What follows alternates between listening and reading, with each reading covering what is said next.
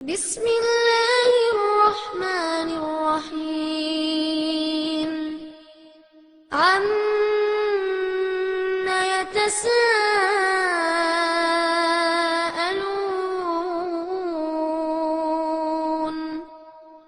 عن அஸ்ஸலாமு அலைக்கும் வரஹ்மத்துல்லாஹி வபரகாத்துஹு. கண்ணியத்திற்குரிய எல்லாம் வல்ல அல்லாஹுவின் நல்லடியார்களே, அல்லாஹுவின் தூதர் நபிகள் நாயகம் ஸல்லல்லாஹு அலைஹி வஸல்லம் அவர்கள் அல்லாஹுவின் மூலம் நமக்கு வழங்கப்பட்டிருக்கிற இந்த இஸ்லாமிய மார்க்கத்தையும் அதிலே நம்பிக்கை கொள்ள வேண்டிய ஈமானிய அம்சங்களையும் பற்றி சொல்லும் பொழுது, அல் ஈமானு பில்உம் வ சபஊன ஷுபா, இறை நம்பிக்கை என்பது 70க்கும் மேற்பட்ட கிளைகளை உடையது. அஃலலுஹா லா இலாஹ இல்லல்லாஹ் வ அத்னாஹா இமாத்தத்துல் அதா அனி தரீக், அதிலே உயர்தரமானது முதல் தரமானது லா இலாஹ இல்லல்லாஹ் என்ற கிளை. அதனுடைய கடைசி நிலை பாதையில் இடர் தருகிற பொருட்களை அகற்றுவது என்று நபிகள் நாயகம் சொன்னார்கள். நபி அவர்களுடைய அந்த போதனைக்கு ஏற்ப இறை நம்பிக்கையினுடைய முதல் படியாக இருக்கிற, இஸ்லாத்தினுடைய அடித்தளமாக இருக்கிற லா இலாஹ இல்லல்லாஹ் என்ற கொள்கை கோட்பாட்டை இந்த தரணியிலே நிலைநாட்டுவதற்காக பல்லாண்டு காலமாக பிரச்சார களத்திலே ஈடுபட்டு கொண்டிருக்கிற நாம் அதனை உச்சநிலைக்கு கொண்டு செல்ல வேண்டும் என்ற எண்ணத்தோடு ஷிர்க் ஒழிப்பு மாநாடு என்ற பெயரிலே இந்த மாநாட்டை நாம் அறிவித்திருக்கிறோம். இதனுடைய மிக முக்கியமான நோக்கம் லா இலாஹ இல்லல்லாஹ் என்பது அதனுடைய உண்மையான வடிவத்தில் உலகத்திலே நிலை பெற வேண்டும் என்பது மட்டும்தான். மற்றவர்கள் சொல்லிக் கொண்டிருப்பதை போல வேறு எந்த விதமான உலகியல் ரீதியான அற்ப ஆதாயங்களும் சுய லாபங்களும் உள்ளார்ந்த வேறு எந்த நோக்கங்களும் இல்லாத வகையில் லா இலாஹ இல்லல்லாஹுவை நிலைநாட்டுகிற ஒரே குறிக்கோளோடு இந்த மாநாட்டை நாம் அறிவித்திருக்கிறோம். பலரும் பலவிதமாக இந்த மாநாடு குறித்து இந்த நேரத்தில் விமர்சித்துக் கொண்டிருக்கிறார்கள். தேர்தல் நெருங்கி வருகிற நேரத்தில் தேர்தல் ஆதாயத்தை பெறுவதற்காகத்தான் இந்த மாநாடு நடத்தப்படுகிறது என்று சொல்லுகிறார்கள். ஆனால் அதற்குரிய எந்த முகாந்தரத்தையும் எந்த சந்தேகத்தையும் அவர்களால் நியாயமான முறையில் எழுப்ப முடியவில்லை. இந்த மாநாட்டை வைத்து அவர்கள் தேர்தல் ஆதாயம் அடைந்து விடுவார்கள் என்று சொன்னால் அடைவதற்கு என்ன வழி இருக்கிறது? என்ன வகையில் அடைவார்கள்? ஏற்கனவே தமிழ்நாடு தௌஹீத் ஜமாத் தன்னுடைய கடந்த காலத்திலே கடைபிடித்து கொண்டு வந்த தேர்தல் நிலைப்பாடுகளிலிருந்து பல்வேறு மாற்றங்களை இப்பொழுது கடைபிடித்திருக்கிறது, முடிவாக எடுத்திருக்கிறது. இதற்கு முந்தைய தேர்தல் வரைக்கும் குறைந்தபட்சம் சமூக நன்மையை கவனத்திலே கொண்டு யார் நன்மைக்காக வாக்குறுதி வழங்குகிறார்களோ அவர்களை ஆதரித்து பிரச்சாரம் செய்வது என்கிற அளவிலாவது நாம் முடிவில் இருந்தோம். அதற்குரிய வேலைகளையாவது செய்து கொண்டிருந்தோம். ஆனால் இப்பொழுது அதிலிருந்தும் விலகி தேர்தல் களத்தில் நாங்கள் களம் இறங்கி கருத்து சொல்லுகிற வேலையை கூட செய்ய மாட்டோம் என்கிற அளவிற்கு முடிவை மாற்றிக்கொண்டு அரசியல் துறவரம் மேற்கொண்டிருக்கிற நிலையில் நாம் தேர்தல் ரீதியாக ஆதாயம் அடைய போகிறோம் என்று சொல்லுகிற வார்த்தை ஒரு அற்பமான, அவர்களுடைய அற்ப புத்தியை வேண்டுமானால் திருப்திப்படுத்தலாமே தவிர வேறு எந்த நோக்கத்தையும் நிறைவேற்றாது. அந்த வகையில் இந்த மாநாட்டை குறை சொல்லிட இயலாது.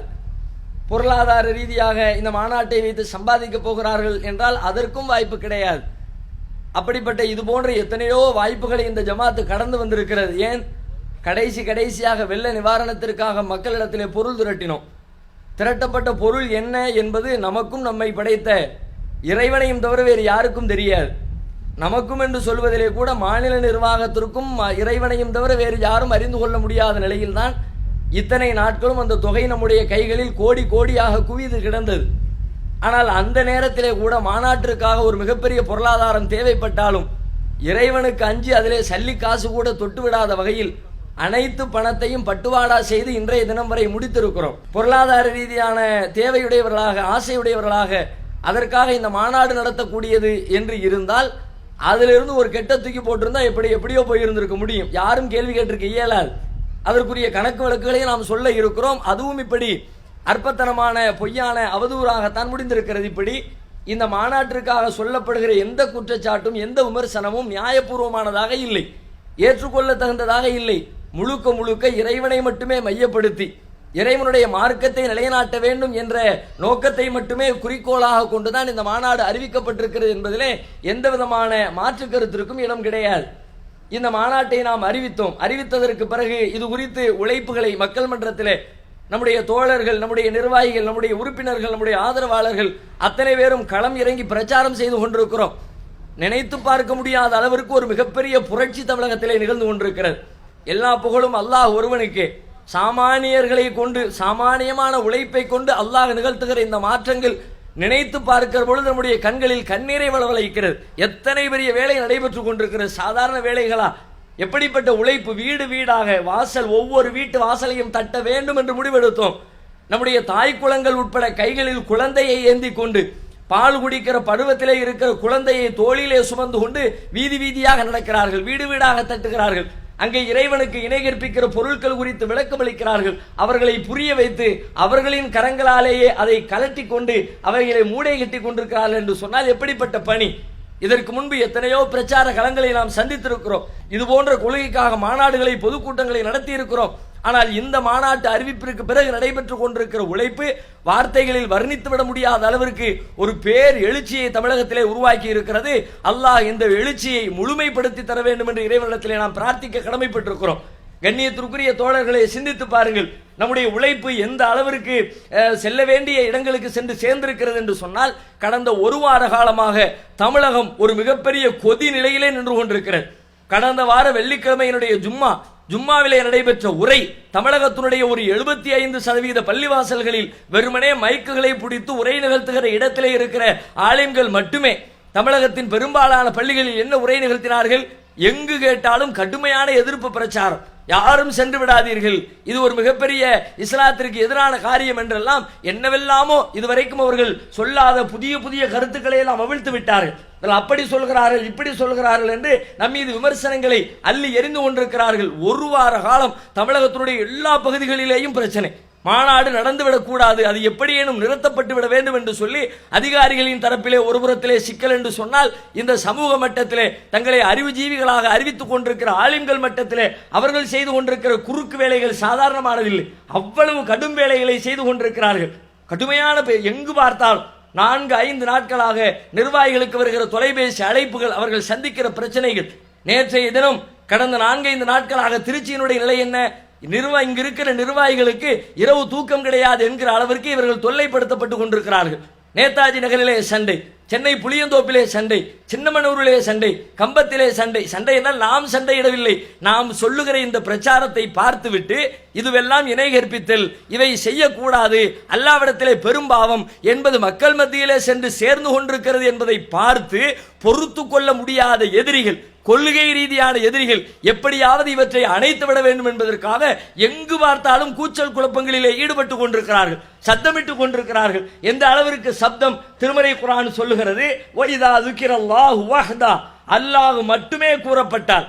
திருக்குர்ஆன் சொல்லுகிறது, வைதா ذுக்கிரல்லாஹு வஹ்தா, அல்லாஹ் மட்டுமே கூறப்பட்டால். அப்படியானால் அல்லாஹ்வை மட்டுமே வணங்கு, அல்லாஹ்விடம் மட்டுமே பிரார்த்தனை செய், அல்லாஹ்விடம் மட்டுமே கையேந்து, அல்லாஹ்வுக்கு மட்டுமே ஆற்றல் உண்டு, அல்லாஹ்வுக்கு இணை இல்லை, அல்லாஹ்வுக்கு துணை இல்லை, அல்லாஹ்வுக்கு நிகர் இல்லை, அல்லாஹ்விற்கு பிள்ளை இல்லை என்று இறைவன் மட்டுமே சொல்லப்பட்டால், இஸ்மா அஸ்ஸத்து குலூபுல் லதீன லா யுமினூன பில் ஆகிரா, மறுமையை நம்பாதவர்களுடைய உள்ளம் இருண்டு போகிறது, கோபத்தால் கொந்தளிக்கிறது. ஒய்தா ذுக்கிரல்லதீன மின் தூனி, அவனை தவிர மற்றவர்கள் சொல்லப்பட்டால் இதாகும் யஸ்தபிஷிரூன், மகிழ்ச்சி அடைகிறார்கள்.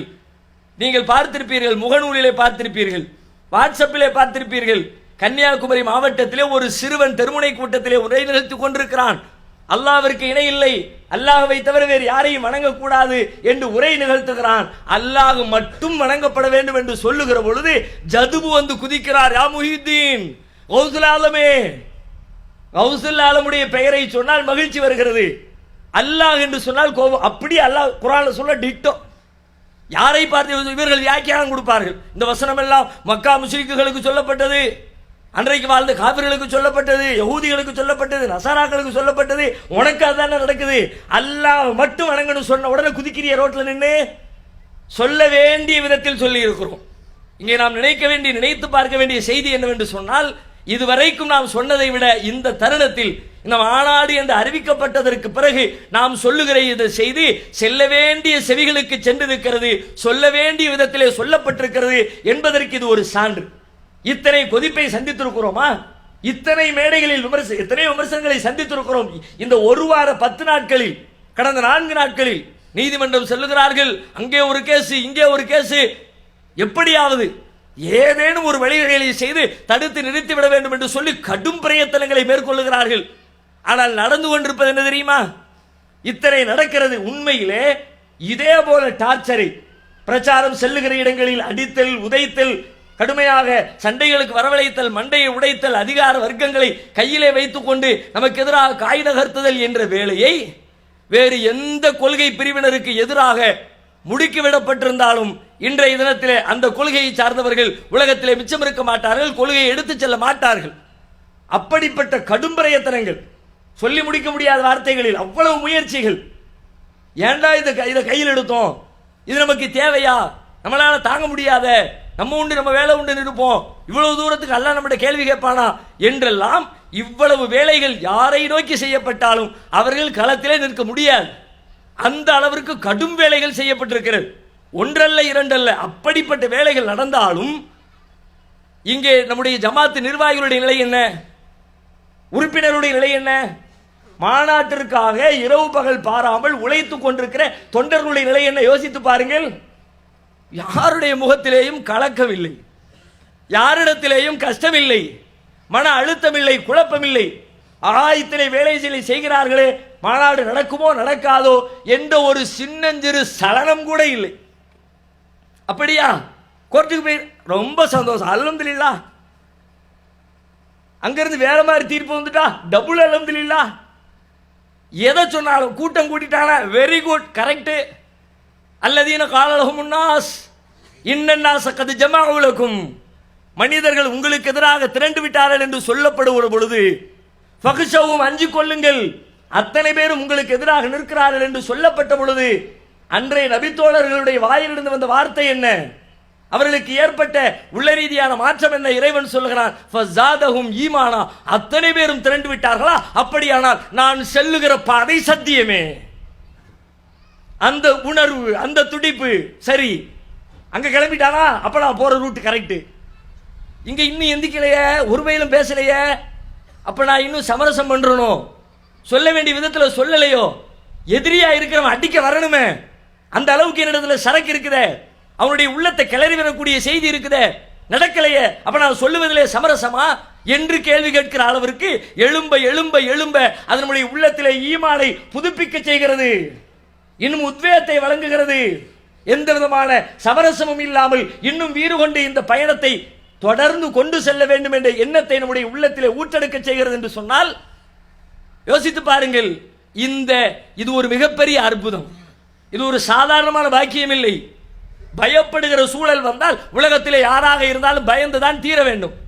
கவலைப்படுகிற சூழல் வந்தால் உலகத்திலே எந்த மனிதராக இருந்தாலும் கவலைப்பட்டு தான் தீர வேண்டும். ஆனால் உங்களை சுற்றிலும் பயப்படுவதற்கு 1000 காரணங்கள் இருக்கிறது, உள்ளத்திலே பயம் இல்லை.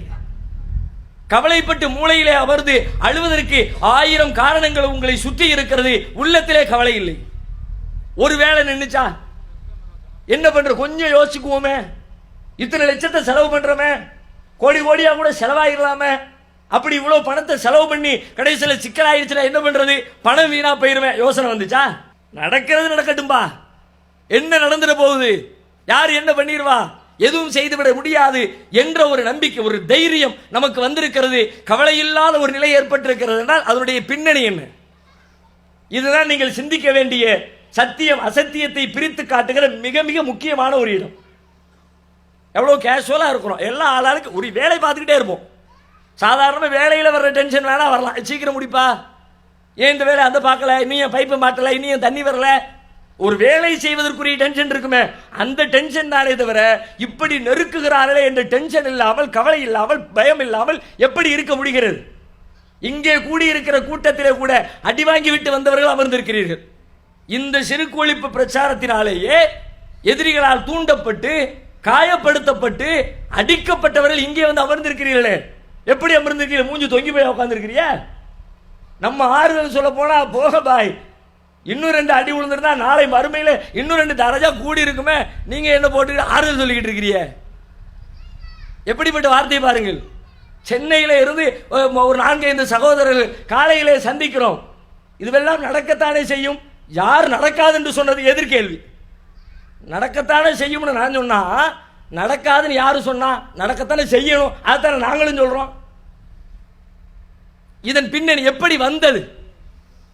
இந்த நிலை, இந்த ஆற்றல், இந்த தைரியம், இந்த கவலையற்ற மனோநிலை உங்களுக்கு எப்படி வந்தது? திருக்குர்ஆன் இதற்கு பதில் சொல்கிறது.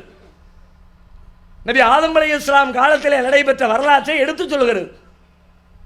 ஆதமுக்கு நாம் சொன்னோம், அவருடைய சந்ததிகளுக்கும் சேர்த்து சொன்னோம், இஹ்பிது மின்ஹா ஜமியா, நீங்கள் அனைவரும் இங்கிருந்து இறங்குங்கள் என்று சொன்னோம். எல்லாம் ஜன்னத்திலிருந்து கீழே போங்க அப்படின்னு நம்ம சொன்னோம். சொல்லிட்டு அடுத்து எல்லாம் சொல்லலாம், ஃபைம்மா யஅதியன்னக்கும் மின்னி ஹுதன், நீங்க ஊருக்கு போன உடனே அங்க என்னிடம் இருந்து உங்களுக்கு வழிகாட்டுதல் வரும். ஃபமன் தபிஅ ஹுதாய, என்னுடைய நேர்வழியை யார் பின்பற்றுகிறாரோ, ஃபலா கௌஃபுன் அலைஹிம் வலா ஹும் யஹ்ஸனூன், அவர்கள் எதற்கும் அஞ்ச மாட்டார்கள், கவலைப்படவும் மாட்டார்கள். இந்த கவலை இல்லாம பயம் இல்லாம எப்படி இருக்கிறீங்க தெரியுமா? உங்க கையில இருக்கிறது அல்லாஹ்வுடைய சத்தியம், இறைவனுடைய நேர்வழி. எனது நேர்வழியை எவன் பின்பற்றுகிறானோ அவனுக்கு கவலை இல்லை, அவனுக்கு பயம் இல்லை. நபிகள் நாயகம் ஸல்லல்லாஹு அலைஹி வஸல்லத்தை சுத்தி எல்லா எதிரியும் நின்னான். ரசூலுல்லாஹ் என்னைக்காக கவலைப்பட்டாங்களா? நைட்டு தூங்கிக்கிட்டு இருக்க நேரத்தில் திடீர்னு சத்தம், ஐயோ என்னாச்சு ஏதாச்சு, பதறணும்ல, ஓடினார்கள். சரி செய்வதற்காக வேண்டி பயணித்தார்கள். ஒரு தலைவர் என்ன செய்ய வேண்டும் அந்த வேலையை செய்தார்கள். அதற்காக பயந்தார்களா? மரத்தடியிலே தூங்கி கொண்டிருக்கிறார்கள். எதிரி ஒருவன் கைகளில் வாளை தூக்கி கொண்டு ஃபமையம்னா உக்கமின்னி, முஹம்மதே யாரு காப்பாத்துவா, மாட்டிக்கிட்டியா? ரசூலா பார்த்து கேட்கிறான். கையில வாளு, நபிகள் நாயகம் நிராயுதபாணி, நபிகளாரை எழுப்பி விட்டு கேட்கிறான், ஃபமையம்னா உக்கமின்னி, இப்ப என்கிட்ட இருந்து யாரு காப்பாத்துவா சொல்லு, மாட்டிக்கிட்டியா வசமா?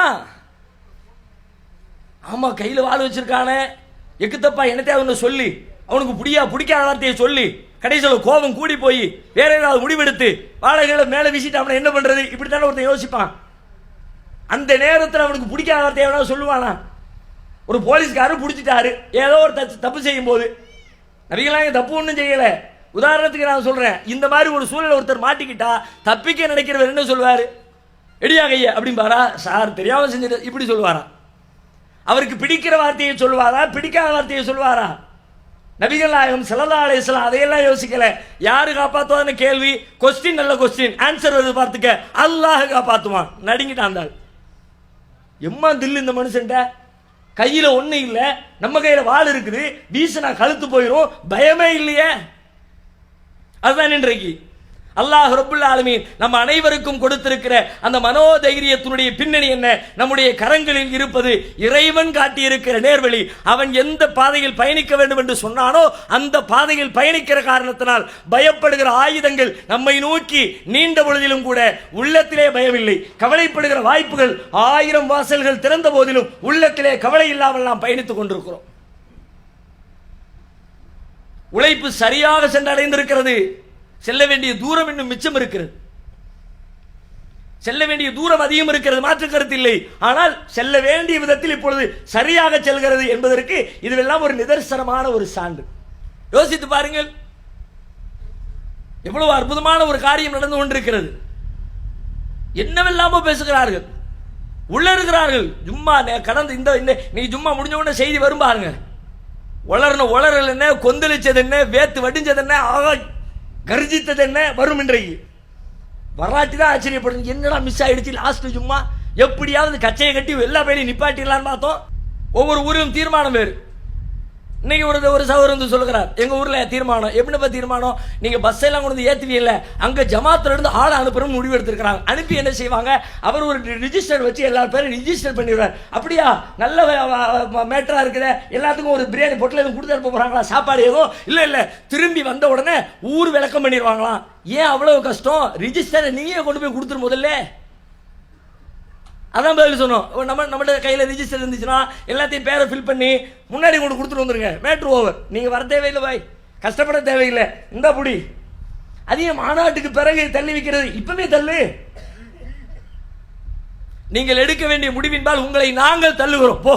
இப்ராஹிம் நபி சொன்னதை போல இன்னா அப்ராவு மின்கும் ஒமிம்மா தஅபுதுன மின் தூனில்லாஹ், உங்களை விட்டும் நீங்கள் அல்லாஹ்வை விட்டு வணங்குகிற தெய்வங்களை விட்டும் நாம் விலகிக் கொண்டோம். இந்த ஷிர்க்கை விட்டு, இந்த இணைகற்பித்தலை விட்டு, தாயத்துகளை விட்டு, தகடுகளை விட்டு, மாய மந்திரம், பில்லு, சூனியம், ஏவல், ஏமாற்று, பித்தலாட்ட, மோசடிகள் அனைத்தையும் விட்டு நாங்கள் விலகுகிறோம்.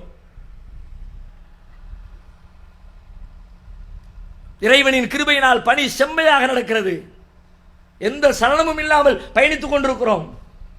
அதே நேரத்திலே மிக முக்கியமான இன்னொரு செய்தி இருக்கிறது. இந்த சின்ன சின்ன இடையூறுகள் வருகிற பொழுது நம்முடைய பயண பாதையினுடைய லட்சியத்தில் மாறிவிடக்கூடாது. வேலை நடந்துகிட்டே இருக்கும். வேலை நடந்தால் மட்டும் போதாது, எதுக்கு அந்த வேலை அதுவும் சேர்த்து கவனத்தில் இருக்கும். பல நேரங்களில் பலரும் இடறி விடுகிற முக்கியமான ஒரு பாயிண்ட் அதான். வேலை செஞ்சிருவாங்க, எதுக்குடா செஞ்ச இந்த வேலைன்னு கேட்டா கடைசியில் அது அவர்களை தோல்வியிலே கொண்டு போய் மறுமை வாழ்க்கையை பாழாக்குகிற நிலையிலே கொண்டு போய் தள்ளிவிடக்கூடும். லட்சியத்தில் தவறிவிட்டார். என்ன லட்சியம்? இந்த வேலைகளை செய்வது இவர்கள் எதிர்ப்பதற்காகவோ, இவர்களிடத்தில் என்னுடைய திறமையை காட்டுவதற்காகவோ, நீயா நானா என்று போட்டி வைப்பதற்காகவோ, உன்னை விட அறிவாளி நானா, என்னை விட அறிவாளி நீயா என்று விவாதத்திலே ஜெயித்து காட்டுவதற்காகவோ எங்களுடைய பணி அல்ல, எங்களுடைய பயணம் அல்ல, எங்களுடைய உழைப்பு அல்ல. நாங்கள் அழைக்கிற அழைப்பு அதை நோக்கி எதுவும் அல்ல. எல்லாத்தினுடைய பின்னணி என்ன? ஒன்னே ஒண்ணுதான், நாளை மறுமை வெற்றி, இறைவனுடைய சுவனம், அல்லாஹ்விடத்தில் அந்த ஜன்னத்தை பரிசாக பெற வேண்டும். அதுதான் லட்சியம். அந்த லட்சியத்தை நோக்கி நம்முடைய பயணம் இருக்கிறதா? செயல்கள் இருக்கலாம், செயல்களை மட்டும் அல்லாஹ் பார்க்க மாட்டான். இந்த செயல்கள் அனைத்துமே சுவனத்திற்கு அழைத்து செல்கிற செயல்தான். இந்த மாநாட்டு ஏற்பாடு இந்த செயல்தான். தாயத்து தகடுகளை அறுப்பது அதற்குரிய செயல்தான். ஆனால் வெறுமனே செயல் மட்டுமே தீர்மானிக்குமா? நபிகளாருடைய காலத்திலே அல்லாஹ்வுடைய பாதையில் போர் நடக்கிற பொழுது போர்க்களத்திற்கு ஒருத்தர் வருகிறார், சண்டையிடுகிறார், கொல்லப்படுகிறார். நபிகளார் அவரை பார்த்து சொன்னார்கள், இவர் நரகவாசி என்றார்கள். செயல் சொர்க்கத்திற்குரிய செயல், ஆனா நரகத்துக்கு போயிட்டார். எதனால் போகிறார்? பல காரணங்கள் இது மாதிரி வரும். அந்த வகையிலே நாம் நம்முடைய செயல் சுவரத்திற்குரியதாக இருக்கலாம், நம்முடைய எண்ணம் தவறிவிட்டால் நரகத்திற்குரிய பாதையாக மாறிவிடும். நபிகள் நாயகம் சொன்னார்களே, இன்னமல் அமாலு பின்னியாத், உங்களுடைய செயல்களுக்கு கூலி வழங்கப்படுவது எண்ணங்களின் அடிப்படையில் தான். இன்னல்லாஹ் லா யன்துரு இலா சுவரிக்கும் வ அம்வாலிக்கும், அல்லாஹ் உங்களுடைய செல்வங்களையோ உங்களுடைய தோற்றங்களையோ பார்ப்பதில்லை.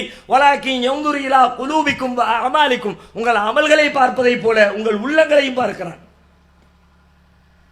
இறைவனுக்காகத்தான், வேற எதுவும் இல்லை. ஊர்ல உள்ள பஞ்சாயத்து இல்லை, அவனுக்கு எனக்கு உள்ள சொந்த தகராறு எதுவும் இல்லை, அல்லாஹ்வுக்காகத்தான். நபிகள் நாயகம் நாளை மறுமையினுடைய சில விஷயங்களை நமக்கு முன்னரே எடுத்து காட்டுகிறார்கள்.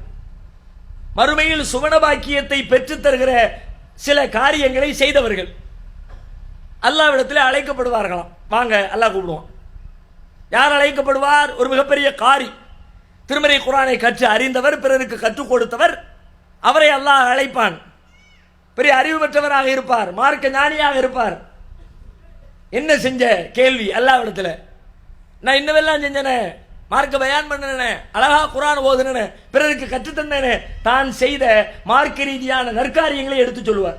அப்ப அல்லாஹ் என்ன சொல்லுவான்? செஞ்சது உண்மை, ஆனா ஏன் செஞ்சன்றதுக்கு நீ செஞ்ச காரணம் இல்லை, கதபத்தை நீ போய் சொல்லுகிறாய், எனக்காக செய்யல. ஊருக்குள்ள பெரிய காரி என்று, பெரிய ஆலிம் என்று, பெரிய அறிஞர் என்று மதிக்கப்படுவதற்காக செய்தாய், உலகத்தார் மதித்து விட்டார்கள், உன்னை அப்படி போற்றி விட்டார்கள், போய்கிட்டே நரகத்துக்கு. அடுத்து ஒருவர் எல்லாம் அழைப்பான். அவர் யாரு? மிகப்பெரிய வள்ளல். தர்மத்தை பற்றி இஸ்லாம் அவ்வளவு சொல்லுகிற, தர்மம் செய்யுங்கள், நரகிலிருந்து விடுதலை பெறுவீர்கள். அப்படிப்பட்ட தர்மத்தை மேற்கொண்டவர் அழைப்பான். என்ன செஞ்ச? தர்மம் செஞ்ச, உனக்காகத்தான் செஞ்சேன். அல்லாஹ் சொல்லுவான், பொய், எனக்கு செய்யல. பெரிய வள்ளல் அழைக்கப்படுவதற்காக செய்தாய், செய்த காரியம் சொர்க்கத்திற்குரியது, செய்த நோக்கம் நரகத்திற்குரியது. நான் நோக்கத்தை பார்க்கிறேன், நரகத்துக்கு போ. இறைவனின் பாதையில் உயிர் கொடுத்த தியாகியை அழைப்பான். அதை விட பெரிய தியாக உலகத்தில் எதுவுமே இல்லை. உசிரையை கொடுத்துட்டார். அல்லாஹ் கூப்பிடுவான், கேள்வி கேட்பான், பதில சொல்லுவார், போ சொர்க்கத்துக்கு இல்லை நரகத்துக்குமா. நாம் செய்கிற அனைத்து காரியங்களும் இறைவனின் கிருபையினால் சுவர்க்கத்திற்குரிய காரியங்கள். அந்த சுவர்க்கத்திற்குரிய காரியத்தின் நன்மைகளை இம்மையிலேயும் நாளை மறுமையிலேயும் நாம் அறுவடை செய்ய வேண்டும் என்று சொன்னால் நம்முடைய உள்ளம் இறைவனுக்குத்தான் செய்கிறேன், மறுமை வெற்றிக்குத்தான் செய்கிறேன், அந்த புரிந்துணர்வு, அந்த தெளிவு, அந்த மன தூய்மை அதிலே தவறிவிட்டோம் என்று சொன்னால் இவ்வளவு உழைத்து உலகத்திலே வெற்றி கொடியை நாட்டிவிட்டதாக பெருமை அடிக்கலாம். அதனுடைய உண்மையான நன்மையை மறுமையிலே அறுவடை செய்ய முடியாது.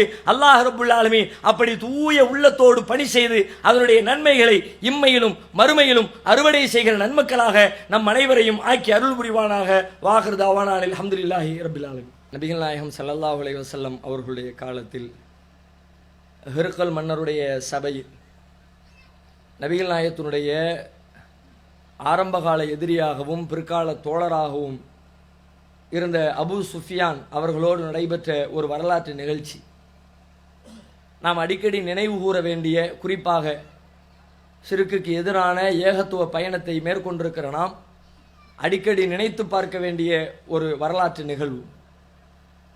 அந்த ஹிர்கல் மன்னர் அபு சுஃபியானை அழைத்து, நபிகள் நாயகத்துடைய மிகப்பெரிய எதிரியாக அவர் இருக்கிற காலத்தில் அபு சுஃபியானை அழைத்து அவரிடத்தில் சில கேள்விகளை முன்வைக்கிறார். நபிகள் நாயகத்தை பற்றி, இவர் யார், இவருடைய குடும்பம் என்ன, இவர் என்ன சொல்லுகிறார், எதற்காக இந்த சண்டை சச்சரவுகள்லாம் நடக்கிறது அப்படின்னு ஒரு 10-15 கேள்விகளை அபு சுஃபியான் இடத்துல கேட்கிறார். அதுக்கு எதிரியாக இருக்கிற அபு சுஃபியான் பதில் சொல்றார். மார்க்கத்தை அறிந்து வைத்திருந்த அந்த ஹிர்கல் மன்னர், அவர் முந்தைய பழைய வேதங்களை அறிந்து வைத்திருந்த அவர் அந்த வேதங்களோடும் வேதத்தை கொண்டு வந்த தூதர்களோடும் இவர் சொன்ன செய்திகளை எல்லாம் ஒப்பிட்டு பார்த்துவிட்டு தௌஹீதிற்கு, இஸ்லாத்திற்கு ஒரு இலக்கணம் சொல்லுகிறார். ஒரு அருமையான இலக்கணமும் கூட. அதில் சில கேள்விகள், அதில் ஒரு கேள்வி என்ன கேட்கிறாரு, அவர் ஒரு கேள்வி கேட்டுக்கிட்டே வர்றார். அவர் யார், அவருடைய குலம் என்ன, உயர்ந்த குலமா தாழ்ந்த குலமா, அவருடைய குடும்பத்தில் யாராவது இதுக்கு முன்னாடி மன்னர்களாக இருந்திருக்கிறாங்களா, அல்லது உங்கள் ஊரில் யாராவது தன்னை நபின்னு சொல்லியிருக்கிறாங்களா, இந்த மாதிரி நிறைய கேள்வியை கேட்டுகிட்டே வர்றார். நபிகள் நாயகம் மோசடி செஞ்சிருக்கிறாரா, கொடுக்கல் வாங்கல ஏதாவது தில்லுமுள்ளு செய்த வரலாறு உண்டா, கேட்டுக்கொண்டே வரும் பொழுது இடையில கேட்கிறார். அவருடைய அந்த கொள்கையை பின்பற்றுகிற மக்கள் அயஸீதுன யன்குஸூன், நாளுக்கு நாள் வளர்ந்து கொண்டே செல்கிறார்களா அல்லது தேய்கிறார்களா, குறைகிறார்களா? அப்போ அபூ சுஃபியான் பதில் சொல்றாரு, யஸீதூன், அவர்கள் வளரத்தான் செய்கிறாங்க, குறைஞ்ச மாதிரியே தெரியல. ஏன் இந்த கேள்வியை கேட்கிறாரு? குறைவதற்குரிய எல்லா வேலையும் நடக்கு. யாரும் இவர் கூட சேராதீங்க, நபி முகமது நம்பாதீங்க, அவர் சொல்றதெல்லாம் பொய், அவருக்கு பின்னாடி போனால் அடிப்போம், ஊர் விளக்கம் பண்ணுவோம், கடுமையாக துன்புறுத்துவோம், வியாபாரத்தை அனுமதிக்க மாட்டோம், சுடுமணல்ல போட்டு பொசுக்குவோம் அப்படின்னு வளரக்கூடாது என்பதற்கு என்னென்ன வேலையெல்லாம் செய்யணுமோ எல்லா வேலையும் ஊரில் நடந்துக்கிட்டே இருக்கு. இப்போ இவர் கேட்கிறாரு, வளர்றாங்களா தேய்கிறாங்களா? அபூ சுஃபியான் சொல்றார், வளர்கிறார்கள், தேயல. அல்லாஹ்வுடைய கிருபையினால் இன்றைக்கு அந்த அளவுகோலை நம்மிடத்திலே ஒப்பிட்டு பார்க்கிற பொழுது அல்லாஹ் நம்மை அதற்காக தேர்வு செய்து கொண்டிருக்கிறான் என்று நாம் உள்ளத்திலே நம்பிக்கை கொள்கிற வகையிலே அமைந்திருக்கிறது. தேய்வதற்குரிய எல்லா வேலையும் இருக்குது, ஆனால் தேயல. வளர்ச்சி வளர்ச்சி வளர்ச்சி, அப்படிப்பட்ட ஒரு வளர்ச்சி. பார்க்கிற திடலுக்கு வந்து பார்க்கிற மக்கள் எல்லாம் பார்த்துவிட்டு அவர்களுடைய ஊர்களின் நிலையை ஒப்பிட்டு பார்த்து, என்ன திடலை பிடிச்சிருக்கிறீங்க, பத்துமா இது? பல லட்ச மக்களை கொண்டு வந்து அடைக்கிற அளவிற்கு பிரம்மாண்டமான பல லட்சக்கணக்கான சதுரடிகளை கொண்டிருக்கிற ஒரு பெரும் திடலை தயாரித்து வைத்திருக்கிறோம். அவங்கவுங்க தான் ஊர்ல உள்ள லெவலை ஒப்பிட்டு பார்த்துட்டு சொல்கிறார்கள், எங்க ஊர்ல 48 பஸ். எங்க ஊரை பத்தி உங்களுக்கு தெரியும்ல, எங்க ஊர்ல 48 பஸ்னா அப்ப மற்ற ஊருடைய நிலைமை என்ன தாங்குமா? எப்படிப்பட்ட வளர்ச்சி பாருங்கள். நம்ம சத்தியத்தில் இதையெல்லாம் நமக்கு ஆறுதல் அளிக்கிற, நாம் நேர்வழியில் தான் பயணித்துக் கொண்டிருக்கிறோம் என்பதை நமக்கு உணர்த்தி காட்டுகிற அம்சங்களாக அமைந்திருக்கிறது. அதே போல அடுத்து கேட்கிறார், ஃபஹல் யர்தத்து அஹதும் மின்ஹும் சக்தத்தன் லிதீனிஹி பஅத அன் யதுகுல ஃபீஹி, அதற்குள்ளே நுழைந்து விட்ட யாரேனும் ஒருவர் இந்த மார்க்கம் சரியில்லை, இது பிடிக்கவில்லை என்ற அந்த மார்க்கத்தின் மீது குறை சொல்லி மார்க்கத்தை வெறுத்து அதிலிருந்து வெளியேறி இருக்கிறாரா? இவர் சொல்றாரு, இல்ல, போன ஒருத்தன் கூட திரும்பி வர மாட்டேங்கிறானே. வேற எங்க போனாலும் ஒரு கட்சியில் ஒருத்தர் சேர்றாருன்னா 4 மாசம் இருப்பார், 5ஆம் மாசம் திரும்ப வருவார். அது சரியில்லை, இது சரியில்லை. இங்கேயும் போவார்கள், ஆனால் மார்க்கத்தை வெறுத்து போவார்களா, கொள்கையை வெறுத்து போவார்களா? இந்த கொள்கை தவறு என்று சொல்லிவிட்டு போவார்களா? பணத்துக்காக போகலாம், ஆதாயத்திற்கு போகலாம், போலி மரியாதைக்கு போகலாம். இங்க போனா பணம் இல்லை, இங்க போனா மரியாதை இல்லை, இங்க போனா செல்வாக்கு இல்லை, வெளியே போகலாம். ஆனால் இந்த கொள்கை தவறு என்று நிரூபித்து விட்டு இதிலிருந்து ஒருத்தர் போயிருக்கிறாங்களா? நபிகள் நாயகம் காலத்துடைய நிலை இதே நிலை, யாரும் போகல. அவர் சொல்லுகிறார்,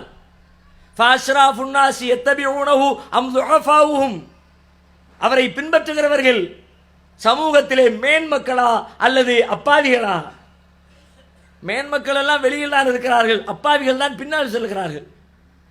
பெரும்பாலும் நம்முடைய கூட்டத்தினுடைய நிலை என்ன? பாமர மக்கள், பெரும் பெரும் கோடீஸ்வரர்களை இங்கே விரல் விட்டு எண்ணி விடலாம். சமூகத்திலே மதிக்க தகுந்த நிலையிலே இருக்கிறவர்களை விரல் விட்டு எண்ணி விடலாம். அதே நிலை அப்படியே இங்கேயும் தொடர்கிறது. நபிகள் நாயகம் காலத்தில் நபிகள் நாயகமும் நபி தோழர்களும் எந்த நிலையில் கருதப்பட்டார்களோ அதே நிலை இன்றைக்கும் நம்முடைய கொள்கையை சார்ந்த சொந்தங்களுக்கு பொருந்தி போவதை பார்க்கிறோம். அடுத்து கேட்கிறார், உங்களுக்கும் அவர்களுக்கும் இடையிலே சண்டை நடந்திருக்கிறதா? போர் நடைபெற்றிருக்கிறதா? ஆமா, நடந்திருக்கிறது. அதனுடைய வெற்றி தோல்வி என்ன? அல் ஹர்பு பைனனா வ பைனஹு சிஜால் யனாலு மின்னா வ நனாலு மின்ஹு. அதில் சில நேரங்கள் நாங்கள் வெற்றி அடைந்திருக்கிறோம், சில நேரம் அவர்கள் வெற்றி அடைந்திருக்கிறார்கள். ரெண்டு மாதிரி நடந்திருக்கு.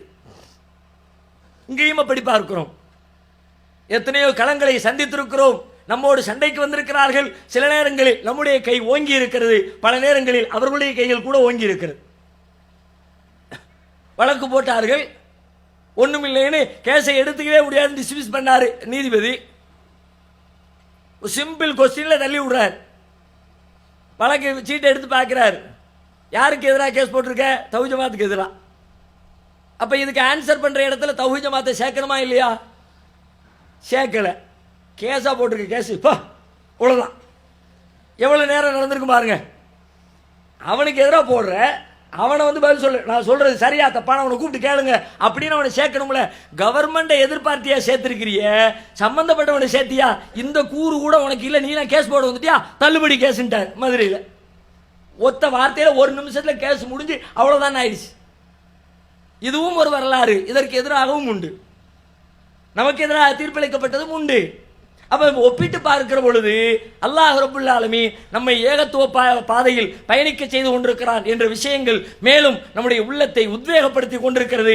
இதை அனைத்தையும் விட எல்லாம் வல்ல ரப்புல் ஆலமீன் நாம் இன்றைக்கு எடுத்திருக்கிற இந்த நிலையிலேயே இறுதி வரை இருந்து இதே நிலையிலேயே ஏகத்துவத்திலேயே அல்லாஹ் நம்முடைய மரணத்தையும் ஆக்கித்தர வேண்டும், இந்த மாநாட்டையும் வெற்றிகரமாக இறைவன் முடித்து தர வேண்டும் என்று எல்லாம் வல்ல இறைவனிடத்திலே கையேந்தி பிரார்த்தனை செய்வோம். அல்லாஹ் ரப்புல் ஆலமீன் நம் அனைவருடைய கோரிக்கைகளையும் ஏற்று நல்லருள் புரிவானாக. Allah